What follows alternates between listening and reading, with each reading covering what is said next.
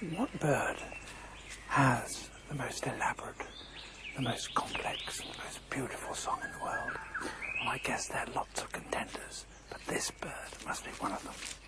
The superb lyrebird of Southern Australia.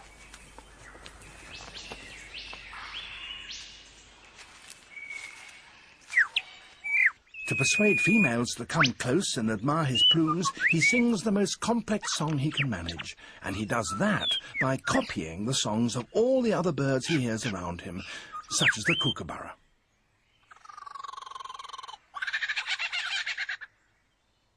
It's a very convincing impersonation.